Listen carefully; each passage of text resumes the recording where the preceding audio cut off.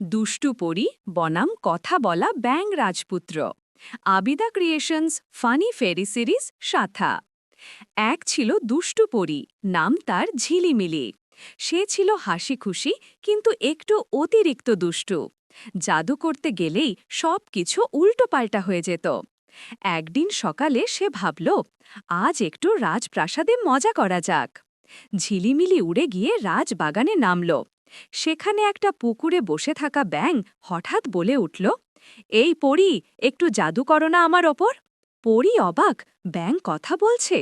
ব্যাঙটা গম্ভীর গলায় বলল, আমি আসলে রাজপুত্র রণধীর। এক ডাইনি আমাকে অভিশাপ দিয়েছে, যদি কেউ আমাকে চুমু না খায় আমি চিরকাল ব্যাঙই থাকব।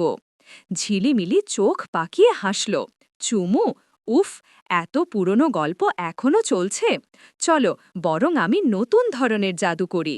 সে জাদুকাঠি ঘুরিয়ে বলল, ঝিকিমিকি টিকটিকি ঝুম, ব্যাঙ হোক রাজপুত্রের রুম। হঠাৎ ধপাস! ব্যাঙটা রাজপুত্র তো হল না, বরং এক ডিস্কো ব্যাঙের রূপ নিল। সে গাইতে শুরু করল, ক্যাক ক্যাক, আমি রাজা ব্যাঙ, আমার ডান্সে সবাই ভাঙ। ঝিলিমিলি হেসে কুটোপাটি। কিন্তু রাজবাড়ির সৈনিকরা শব্দ শুনে এসে ব্যাঙ আর পরী দুজনকেই ধরে ফেলল।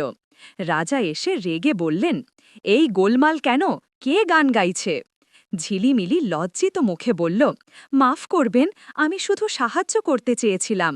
রাজা একটু হেসে বললেন, জাদু মানে দায়িত্ব। হাসির মধ্যেও জ্ঞান লুকিয়ে থাকে ছোট পরী। পরী তখন রাজপুত্র ব্যাঙের দিকে তাকিয়ে বলল, ঠিক আছে, এবার সত্যি ঠিক করে দিই। সে আবার কাঠি নেড়ে বলল, ঝিকিমিকি টিকটিকি ভাঙ, রাজপুত্র ফিরুক ব্যাঙ থেকে রাং। হঠাৎ আলো ঝলমল করে উঠল।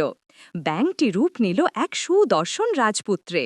রাজপুত্র হেসে বলল, তুমি আমার জীবন ফিরিয়ে দিয়েছ ছোট পরী, তবে পরের বার একটু কম দুষ্টুরি করো।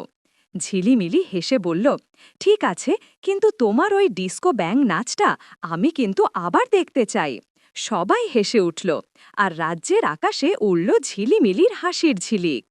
দুষ্টুমি যদি ভালোবাসা আর সাহায্যের সঙ্গে মেশে, তবেই হাসির মাঝেও জাদু জন্ম নেয়।